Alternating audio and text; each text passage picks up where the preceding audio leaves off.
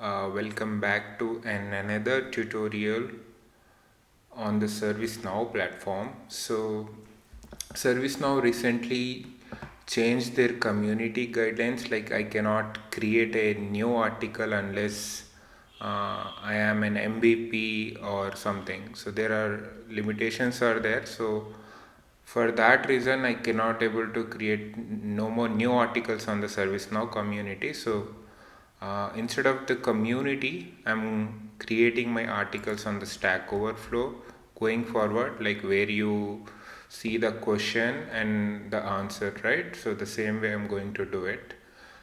For time being, I don't want to be an MVP to create content for you guys especially. So without wasting much time, let's get start with the today's topic. So today's topic is in the last article. In the past articles, we have seen like how to call script include from client script, right? So there is an GlideAjax approach. So we have gone through this. We created this as a table, and so using the so you need an on change client script, and then we are like calling the script include, and then we are calling the method and we are sending some parameters. And so in the second step, we need a script include which will return the data for us, right? So this is the method. This will return the parameter, and based on that we are glide recording and getting the data, and we are returning that back to the client script. And from the client script response, so we are setting the values on the client script, right? So this is what we have discussed. So there is too much work involved, that is what I felt. And also on my article I came across this comment saying, hi, you can use efficient glide record function instead of the GlideAjax and script includes. So this sound interested me. Then I started going through what exactly efficient glide record is and how to use it without script include, right? So I did a bit research, and today we'll see a demo on this particular section.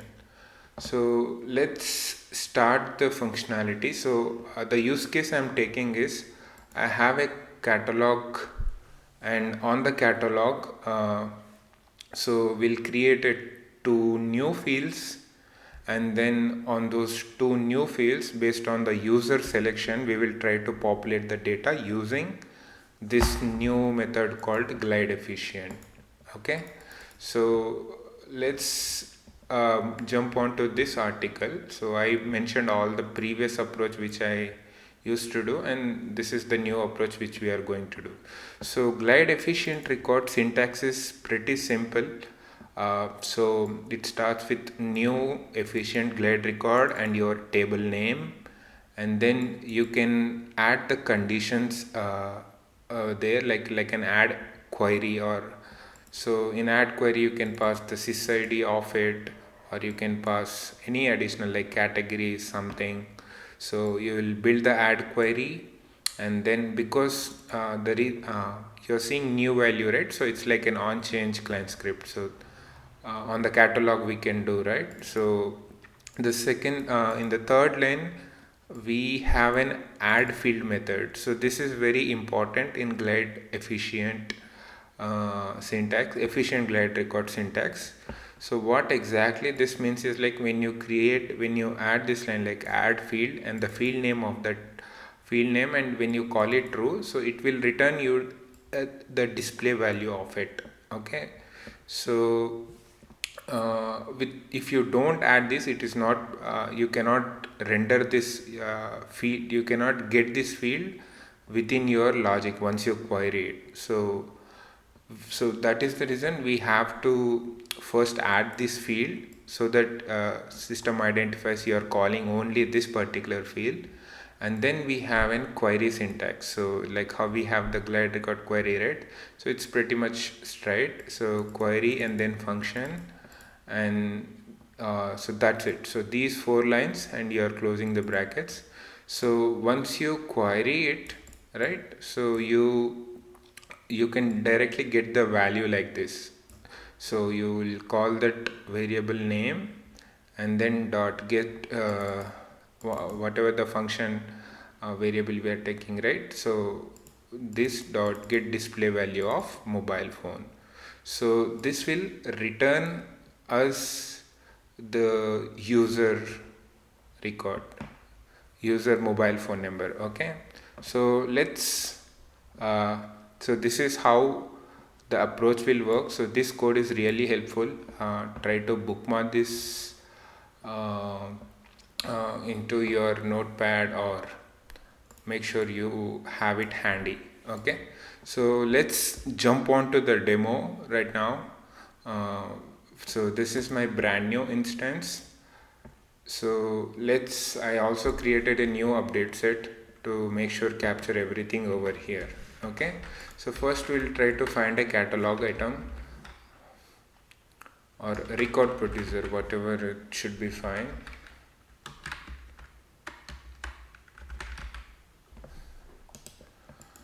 Okay, so we'll go to the, so let me move this section to here and then close all the remaining.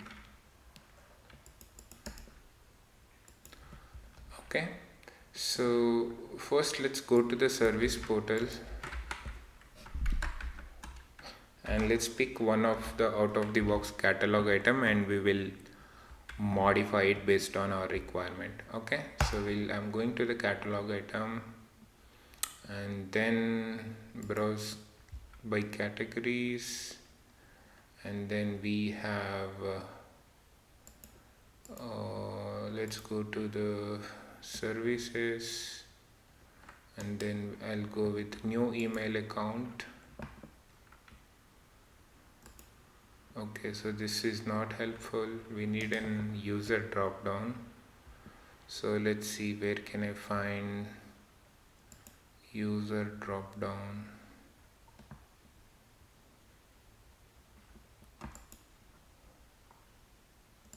So let's see, change password. I believe we have user field over here.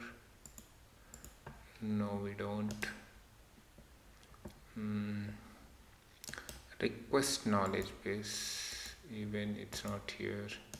Create an incident, even the user is not here. But yeah, let's create the user drop down as well. So we are picking up the create incident catalog item. Okay, so first of all I'll create the three new fields, which or two new fields. For example, one is user and the second one is his phone number. Okay, so I'll go to the variables, click on new, I'll say map to field, and then this will be a reference, and this will be subject person.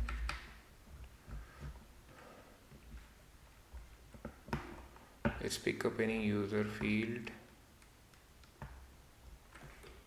So we don't need this for now, let's not worry about it.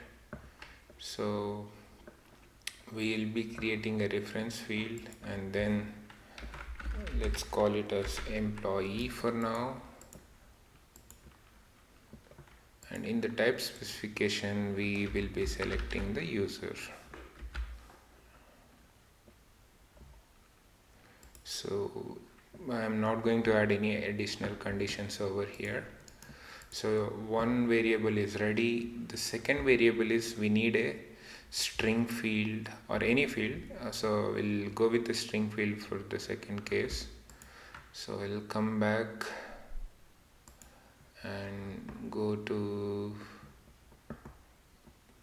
I'll create a new field, new variable, and let's call it as single line text only, and let's call it as mobile number. Okay, and we are making it is read only, just like that. So I created this field. So if we go back to the form again, so first we have employee and then mobile number and all out of the box fields. So let's quickly refresh our page to see the changes. Okay, so we can see the employees and the mobile number. So as soon as any mobile employee is selected, I want to populate his phone number over here. Not just phone number, any details that we have, let's try to populate them.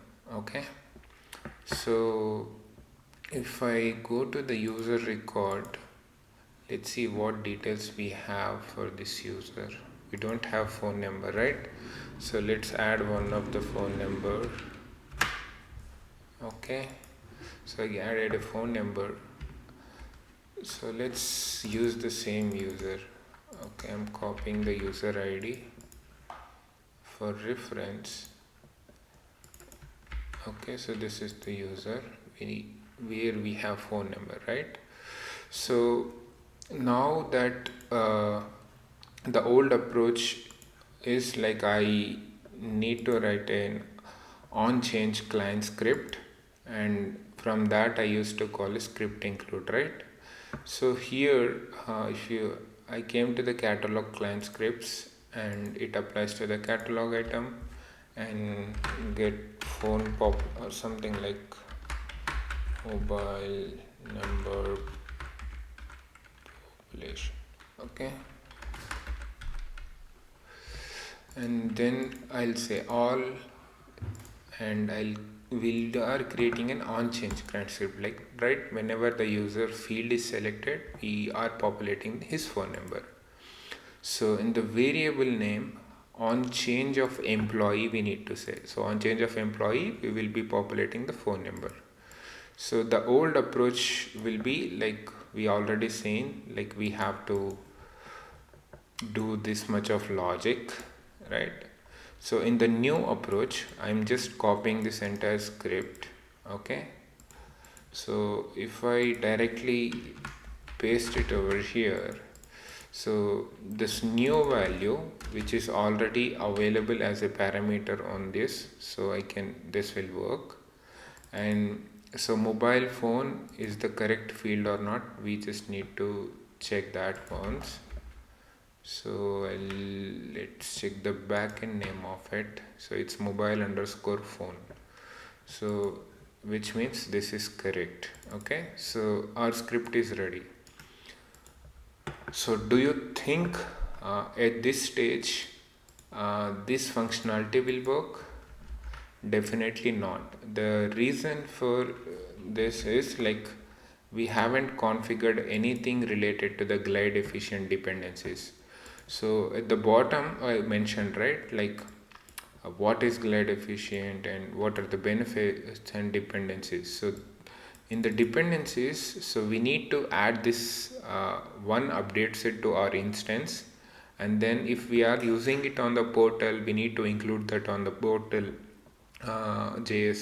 portal JS includes. Okay, so let's test this functionality first without adding.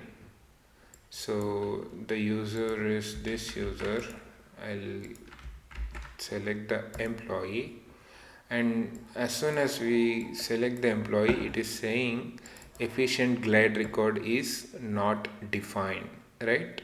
So in this case it is saying clearly saying something is missing. So I'll go back to the article, and so this is the link that where you can take the update set from. And so I click on that link, so it gives me the XML, right? So this is what we need. So I'm picking up the latest version. Okay, so I'll go to the instance and I'll go to the retrieved update sets. Okay, and this is like one-time activity we will be doing on the instances. This is not like you have to do every time. So just one-time activity for that instance. So I'll go ahead and load this update set and open the update set, preview the update set, and the preview is done. So in this one, let's see quickly. So there are 5 customer updates, which are JS includes, 1 script include, and the US script. Okay, so end of the day, this library is basically doing the same approach that what we like it's calling the script include, right? So it's pretty much same, but we don't have to write that end script include logic every time. Okay, so let's go back, and we have not committed this update set yet, right? Let's commit this first.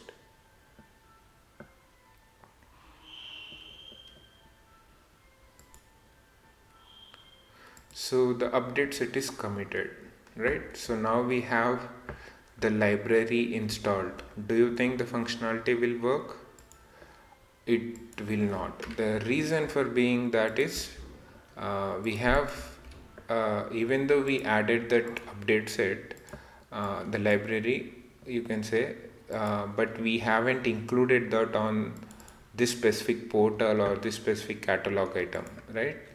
So if I search with that user again, uh, it will throw the same error. So what we need to do now is we need to make sure we are using this on our service portal, right? So for that, what I'm going to do is I'll go to the portals, and this is the portal. So we are using the SP portal, right? So let's go to the theme. Okay, so we need to go to the theme. So within the themes you will have CSS includes and JS includes. So we need to go to the JS include and click on edit. So when you click on edit, if you search with efficient or something, and then you will see the library which we have, which is defined, which is built for the portal purpose, right? So I'll enable this and save this. So now if we go to the portal again and let's refresh the form or catalog item form, and if I select the employee now, do you think this will work? It is still not working, and we are not seeing any error as well, right? So let's try to debug this now. So over here, so on our client script, we can see that so we are calling GlideRecord and sysID, and we are passing the mobile number g underscore form dot. So the variable that we have given is not phone, right? So we have given the variable as mobile underscore number, if you remember. So I'll copy this variable name correctly, and I'll go to the client script again. I'll change the variable name correct, and I'll save this. Okay, so let's go back to the catalog form again, and let's reload this, and then copy the name and come back to the form and search for that user. That's it. So you are getting the phone number without using GlideAjax approach. So that is how simple it is, and I felt like this one is really helpful and worth sharing with you all. So just to, so you can go through, so we have seen the demo, like how it will work. So there are lot of documentation is also available at this stage on this particular one, like, so like you can use glide get row count approach or get sysID approach. So there are multiple functions are available, so you can go through this particular link to understand the what features are there. And also there is one more article over here which explains about what are the benefits of using it, right? So like I mentioned, so we used to create all the script include and maintain the data day, right? So this, even in terms of performance, So this glide efficient record, so there is a metrics which is mentioned over here, right? So for querying 30 incidents, so it was taking this much time, and with efficient record, right, so it was taking this much time. So you can see the percentage fast, uh, how quick it is, right? So uh, go through this article as well, and you can also find all the methods that uh, different type of methods, uh, based on your requirement you can make use of it. So but in this tutorial we just saw how to enable the efficient glide record on your instance in the simple steps. Okay, i hope this uh, I hope this tutorial helps you in terms of uh, writing less code, clean code. If you like this video, please make sure to hit that like button and subscribe this channel for more upcoming videos like this. And thank you so much for watching. Have a good day.